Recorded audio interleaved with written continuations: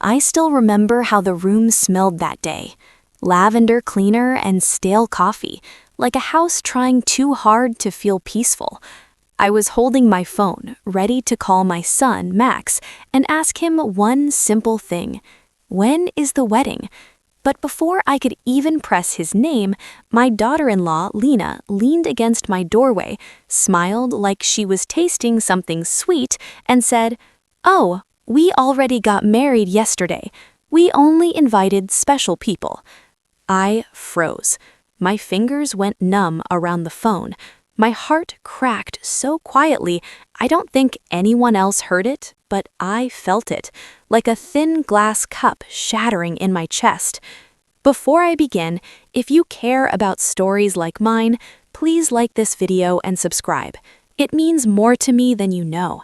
I've carried this pain alone for too long, and it helps to feel less invisible.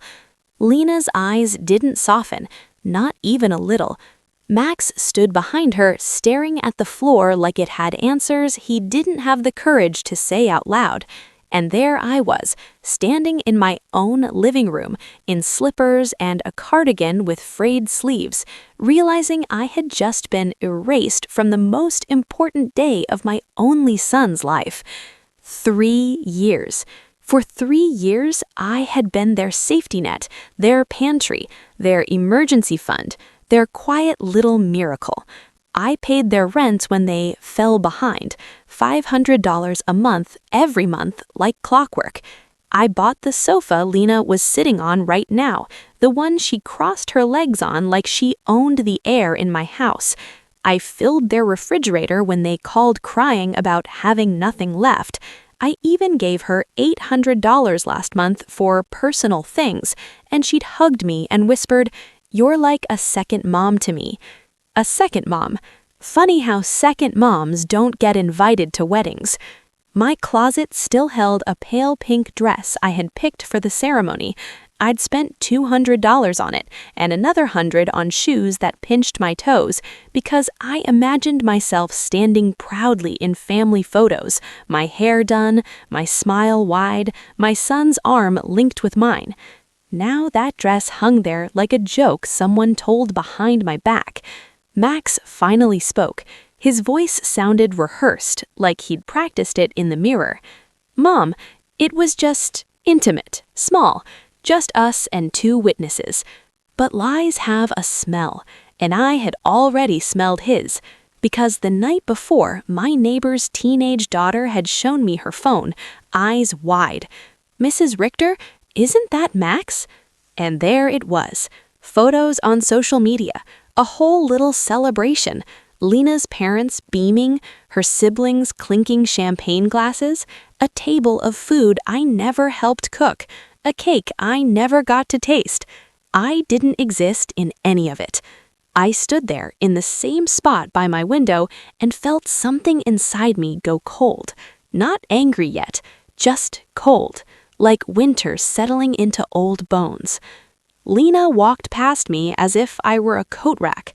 "Anyway," she said lightly, "we're hungry. Did you make anything?" And that was the moment I understood. I wasn't family to them. I was useful. But I didn't cry in front of them, no. I waited until they left, until the door clicked shut, until the house was quiet enough to hear my own breathing. Then I sat at my kitchen table with a cup of tea that went lukewarm in my hands, and I whispered to myself, "What did I do wrong?" And even then, I had no idea what they were already planning behind my back, because that humiliation, that secret wedding, was only the first knife. But that was only the beginning. 7 days after that humiliation, my phone rang. I saw Lena's name and my stomach tightened automatically, like my body knew she never called unless she wanted something. Her voice was different this time. No smug sweetness, no playful confidence. She sounded panicked, almost breathless. "Renate, the rent is overdue. The landlord is pressuring us. If we don't pay this week, he'll kick us out. You forgot to transfer it." I didn't answer right away. I just sat there, staring at the steam rising from my cup like it was trying to escape the room faster than I could. You forgot, as if my support was a natural resource, like rain or sunlight, something that should always arrive on time. My hands trembled, not from fear, from memory. All the times I'd rushed to the bank before closing, all the times I'd skipped buying myself a winter coat so they could stay afloat, all the nights I ate beans and rice, telling myself it was healthier because I couldn't admit I was sacrificing my comfort to fund their lifestyle. And after they cut me out of the wedding, after Lena looked me in the face and said only special people, she had the nerve to speak to me like nothing happened. Something rose in me then. Not rage, not yet. More like clarity. I swallowed slowly and said, calm enough to surprise even me, "Lena, didn't I warn you? I only help special people." Silence. It was the kind of silence that has weight, so heavy I could hear my own heartbeat, thud, thud, thud, like a knocking inside my ribs. "Renate, I don't understand," she stammered. "We're always special to you. I'm like a daughter to you." Like a daughter.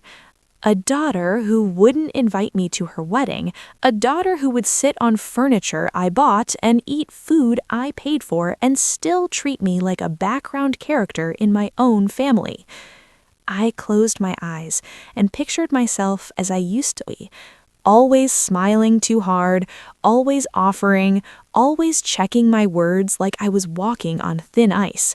I had tried so desperately to be needed because being needed felt close enough to being loved. But love shouldn't feel like begging. "Lena," I said softly, "when you said special people, what did you mean?" She hesitated. I could hear her swallowing. It was just a phrase, you know. Max didn't want anything big." I thought of those photos again. The champagne, her mother's pearls, the people I wasn't supposed to notice. I could have screamed, but instead I did something even stronger. I went quiet, and in that quiet I started counting, not in my head like a vague ache. No, I opened my old drawer where I kept bank slips and receipts and folded notes. $500 a month for rent, groceries, furniture, emergencies, that car payment Max promised he'd handle. The numbers weren't just numbers anymore. They were proof. Proof that I had been bleeding quietly for people who didn't even notice the stain. Lena's voice came back, small and urgent. "So you're not sending it?" I looked around my kitchen, the same kitchen where I had once baked Max's birthday cakes from scratch, where his little hands used to steal frosting from the bowl, leaving fingerprints of sugar on the counter. Where did that boy go? I exhaled slowly. "No," I said, "not anymore." Her breath caught. "Renate, please, we have obligations." And that word struck me like a slap. Obligations. Obligations they built on my back, on my retirement, on my late husband's savings. That night I sat in bed and cried, quietly, like I always did. But these weren't tears of weakness. They were tears of something waken up. Because somewhere deep inside me, an old voice I hadn't heard in years whispered, "You can stop. You're allowed to stop." And the next morning, I did something that changed everything. What came next shattered everything I believed. The next morning, the sky was gray and low, pressing down like a heavy blanket. Rain tapped gently on my window, soft at first, then steadier, like the world insisting I pay attention. I made coffee the way I always had, but the routine felt different. For the first time in years, I didn't check my phone for Max's messages. I didn't plan my day around their needs. I sat at my table, spread out my bank statements, and did the math with shaking fingers. $500 a month for 3 years, $18,000. food, easily $200 a month, furniture, repairs, gifts, emergencies, and those extra little personal handouts that added up like silent theft. When I finished, my throat tightened. The totals stared back at me like an accusation. $33,400. $33,000. Gone. Not on joy, not on travel, not on art classes I always wanted to take, not on comfort. It was spent to keep two grown adults comfortable while they treated me like a purse with legs. I stood up so fast my chair scraped the floor. At the bank, the air smelled like paper and disinfectant. The floor shined too much. Everything was clean, structured, controlled. It felt like the opposite of my life. The branch manager, Mr. Klein, recognized me instantly. He waved from behind the glass like he'd been expecting me, like I was part of the furniture. "Mrs. Richter," he said warmly, "how can I help you today?" I stepped into his office and my voice came out steady. "I need to cancel every automatic transfer I have set up." His eyebrows lifted. He looked genuinely concerned, not judgmental. "Are you sure? Those transfers have been consistent for years." "Yes," I said, swallowing the lump in my throat. "I'm sure." He leaned forward slightly. "Did something happen?" I almost laughed at how simple his question was. Something happen? My whole heart had happened. But I didn't spill everything. Not yet. I just said, quietly, "I finally opened my eyes." As he typed, my phone buzzed again and again in my purse. Max. Lena. Max again, like they could sense the money slipping away before I even pressed confirm. Mr. Klein printed papers and slid them across the desk. "Mrs. Richter," he said softly, "for what it's worth, I've seen you be very generous, more generous than most. I hope no one is pressuring you." His words hit me in a tender place. A bank manager, someone who didn't share my blood, was checking if I was okay. I signed the forms with a hand that trembled, then steadied. When it was done, I felt lightheaded, not from fear, from freedom. I stepped outside and the rain cooled my face. I breathed in and realized my breath didn't feel trapped anymore. Then I saw it. 3 cars parked in front of my house when I got home. My stomach dropped. Max's car, Lena's car, and a third one, dark and unfamiliar. I could see movement through my curtains. My own home, and someone was inside. I clutched my keys so tightly the metal cut into my palm. They still had copies, because I trusted them, because I thought family meant safety. I opened my door slowly, and there, in my living room, sat my son, head in his hands, my daughter-in-law pacing like a storm, and a man in a gray suit flipping through my papers on my dining table. My private papers. When Lena looked up, she forced a trembling smile. "Renat, thank God you're here. We need to talk." The man in the suit stood and extended his hand like we were meeting at a business lunch. "Mrs. Richter," he said smoothly, "I'm Dr. Fisher, family law." And in that moment, the room tilted, because I realized this wasn't about rent anymore. This was about control. I had no idea what truth was waiting for me. I didn't shake his hand. Instead, I walked straight to my dining table and gathered my papers into my arms like they were wounded birds. "These are private," I said. My voice sounded louder than I felt. "You had no right." Dr. Fisher smiled politely, the way people do when they think they're smarter than you. Of course, we're just concerned." Max lifted his head and finally looked at me. His eyes weren't sad. They were panicked. "Mom," he said, "the bank told us you canceled everything and blocked access." Blocked access, like my money belonged to them by default. Lena stepped closer, her face arranged into something almost tender, the same face she used when she wanted something. "Renate, honey, we think the loneliness is getting to you. You've been different. At your age, confusion happens.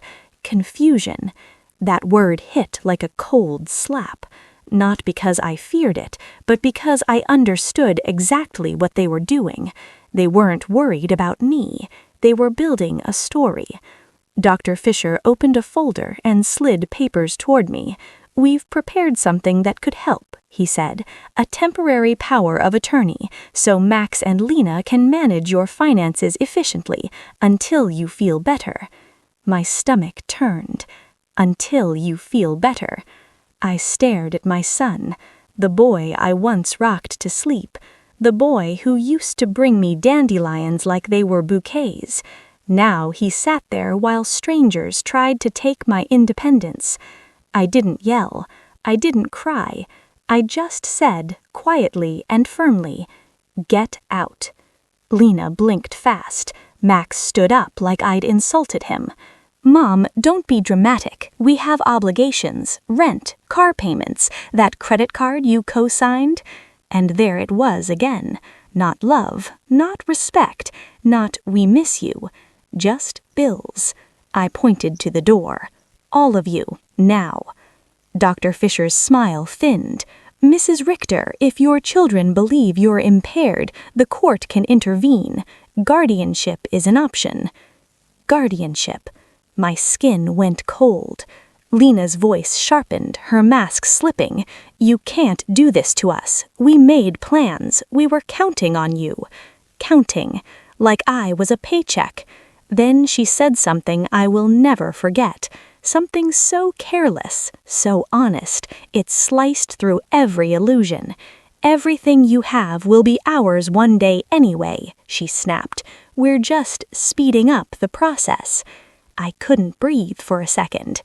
In their minds, I was already gone, already dead, already a pile of assets waiting to be divided. I whispered, more to myself than to them, "So that's what I am to you." Max's jaw tightened. "Mom, if you keep acting like this, you'll end up alone. No one will take care of you." I looked at him, and something deep inside me settled. "I am already alone," I said. "The difference is, now it will be by my choice." I grabbed the papers and dropped them into the trash without reading a word. Dr. Fisher's eyes narrowed. "This isn't over." And when they finally left, Lena crying fake tears, Max muttering threats, my house felt hollow. Not because they were gone, because I realized they had been gone for a long time, and I just hadn't noticed. That night I sat in the dark with a blanket around my shoulders, listening to the rain, and I knew, if they were willing to call me confused, they were willing to do worse. But that was only the beginning. Next morning, I didn't go to the bank. I went somewhere stronger. Attorney Weber's office smelled like old books and lemon polish. He was a quiet man with kind eyes that didn't rush you, didn't judge you, didn't pretend. When I told him everything, the wedding, the transfers, the surprise visit with Dr. Fisher, he didn't gasp or look shocked. He just nodded slowly, like he'd seen this pain before. "Mrs. Richter," he said gently, "what you're describing is elder financial exploitation. It happens more than people want to admit." Exploitation. Hearing that word made my throat ache, because deep down, I already knew. We spent hours reviewing my records. When he reached the total, he leaned back and let out a low whistle. $33,400, he said, in 3 years. My cheeks burned, not from pride, from shame. "That money," he said softly, "was meant to keep you safe." I stared at my hands that had folded laundry, cooked meals, wiped tears, paid bills, held my son's feverish forehead. "I thought if I helped them, they'd love me," I whispered. Mr. Weber's eyes softened. Love shouldn't require rent receipts. He made a plan with calm precision. Change locks, install cameras, move accounts, update my will. When he said, "Update your will," my stomach tightened. My will? I asked. He hesitated just a moment too long. Mrs. Richter, did you know there was a recent attempt to inquire about your estate? The room went quiet. I blinked at him. No. He pulled out a printed email from his assistant. A week before their wedding, he said, someone called asking how fast your assets could be transferred if you were deemed unable to manage them. My mouth went dry.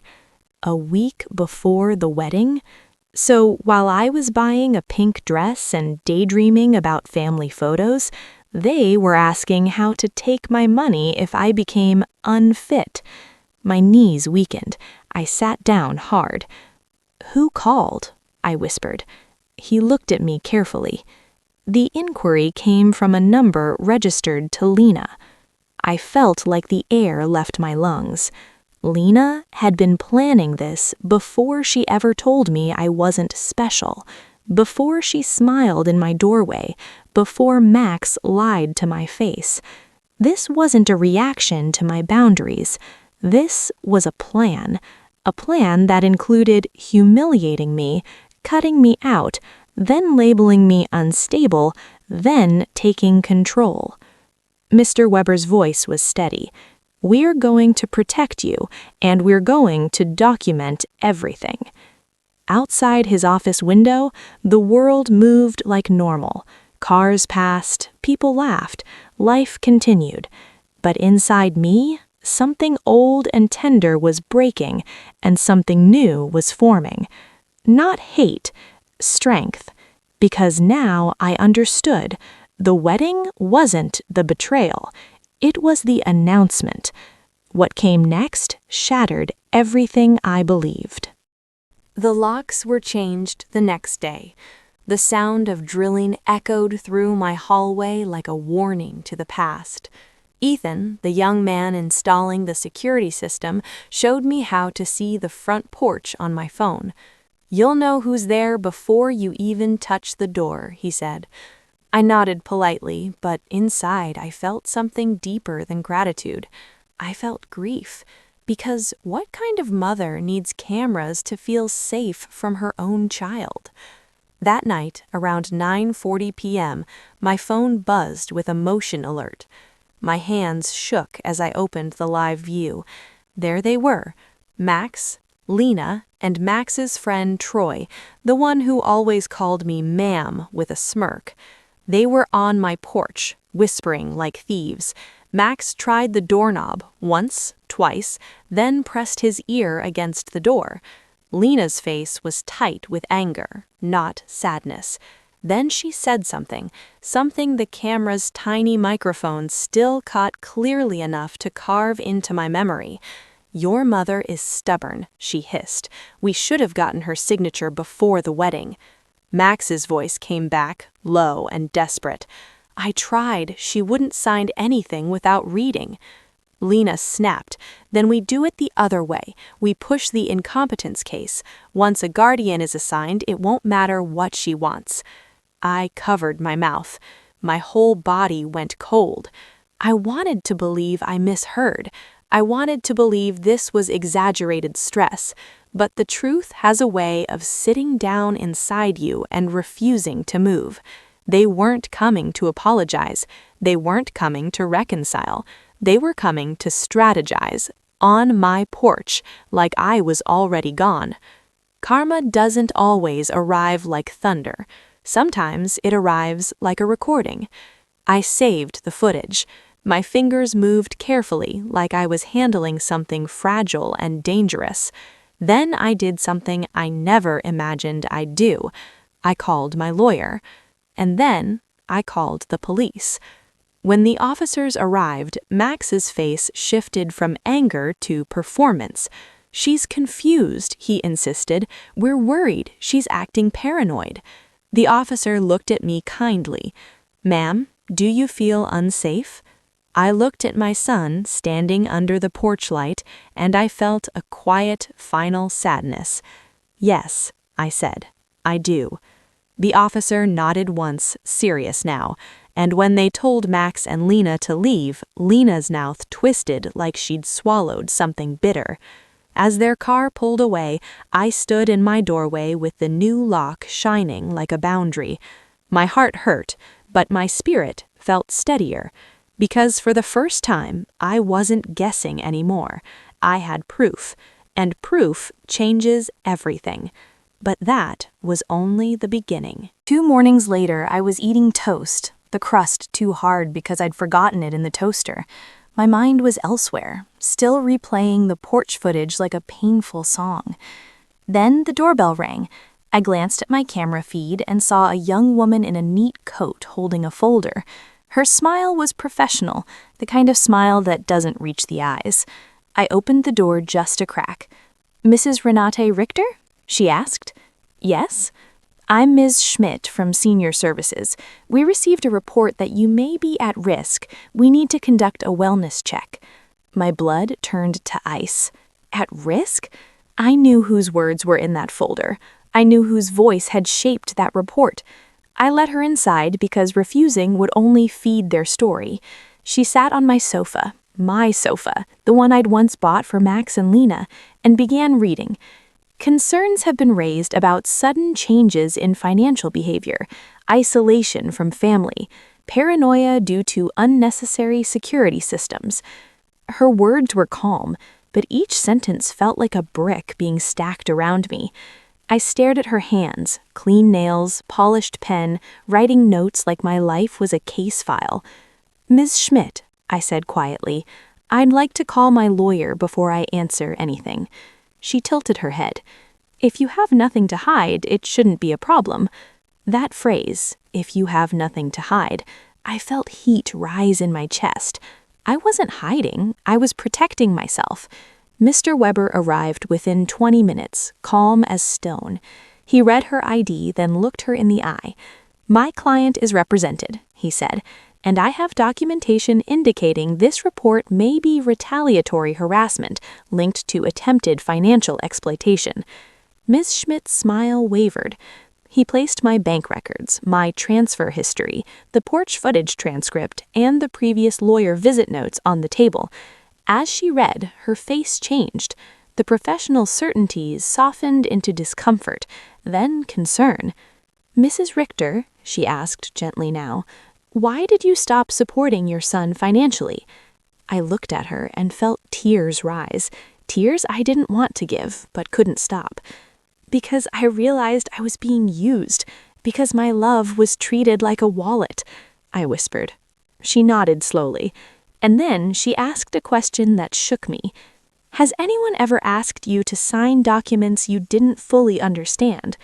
My throat tightened. The porch footage came back in my mind. We should have gotten her signature before the wedding. I looked at Mr. Weber. He leaned forward. "That's an important question." I swallowed. "Yes," I said. They tried.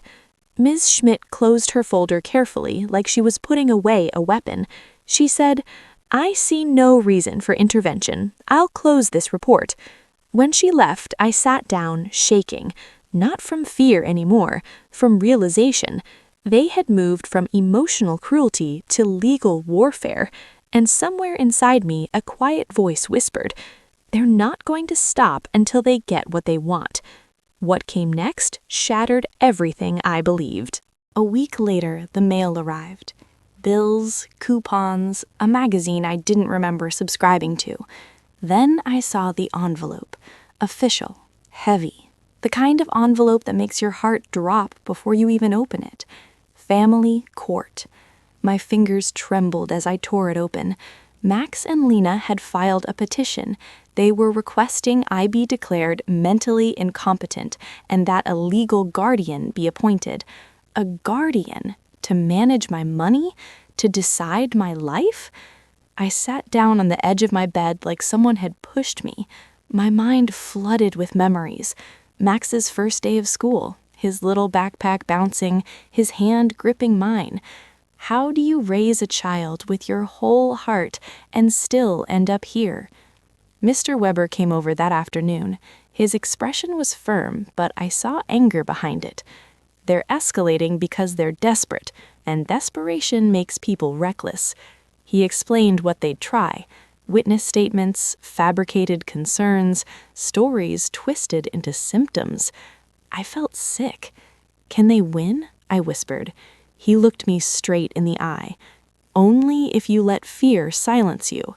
That night I couldn't sleep. The ceiling felt too close, the silence too loud. I kept thinking, what if someone believes them? What if my age becomes evidence? I got up and made tea at 2 a.m.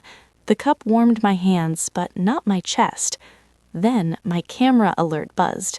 I opened the feed.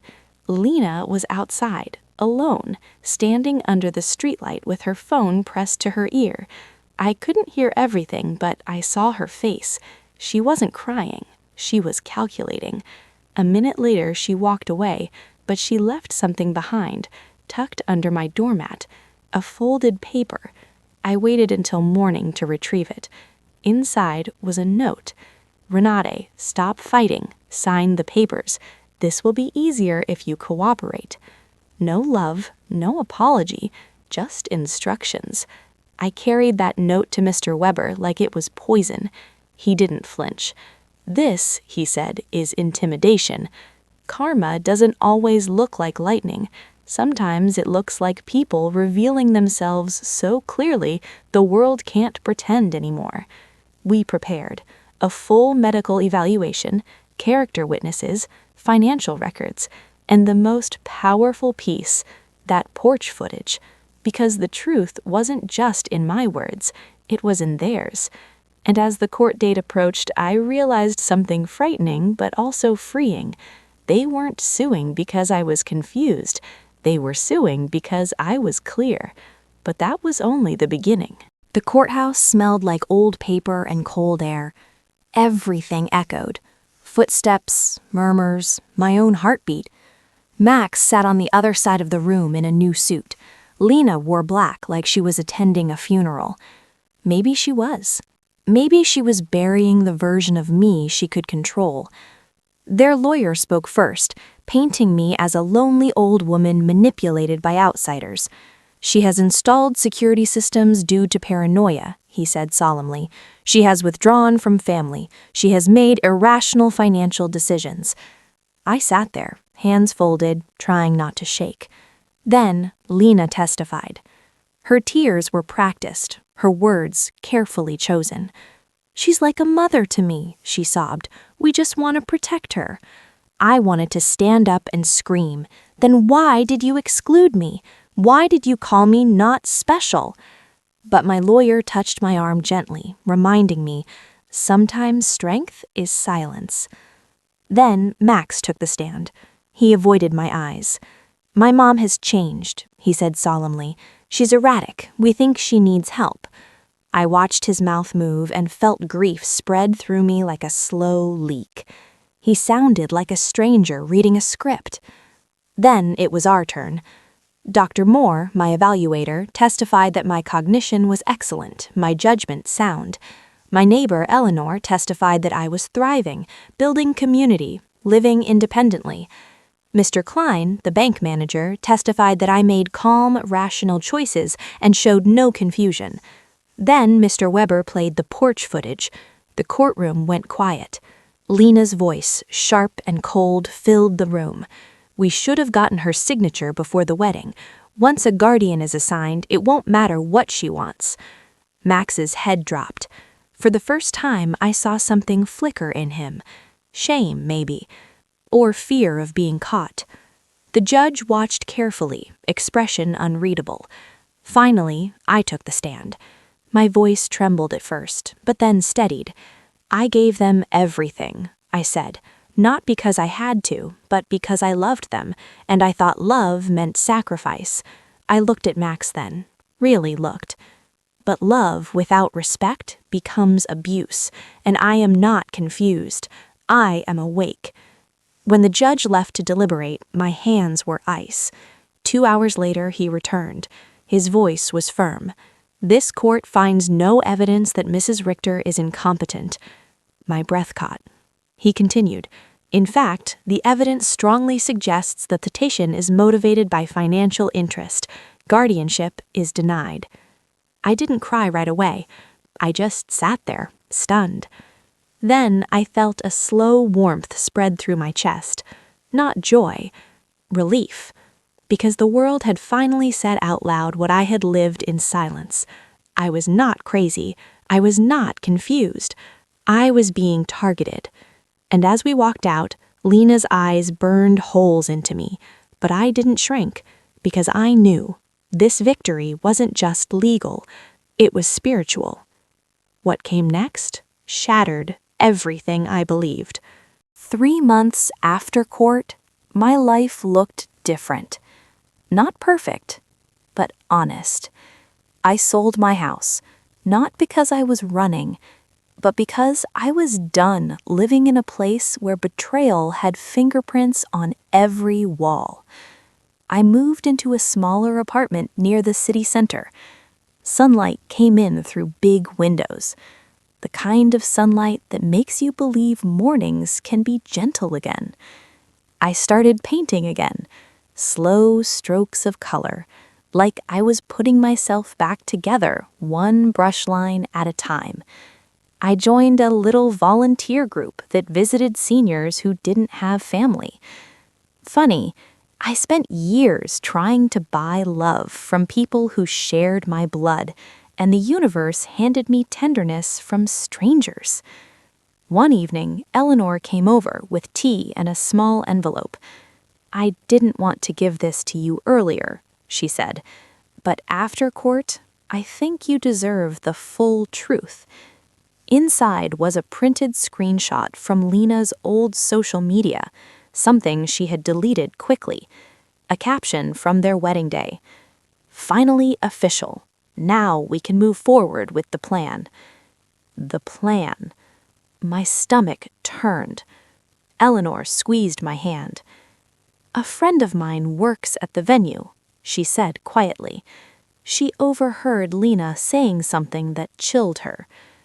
I swallowed. "What?" Eleanor's voice dropped.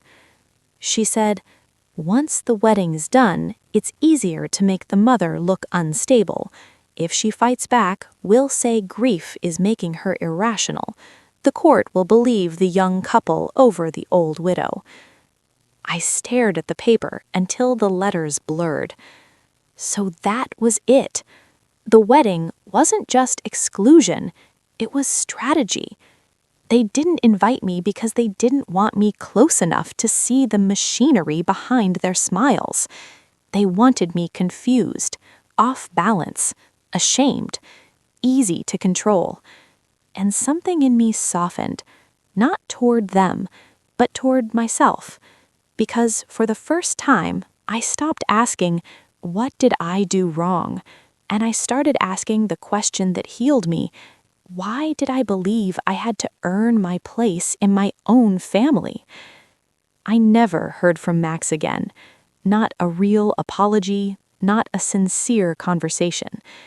But I did hear through my sister that they struggled, that their rent caught up with them, that Lena had to get a job, that Max had to learn what adulthood actually costs when your mother isn't silently paying for it.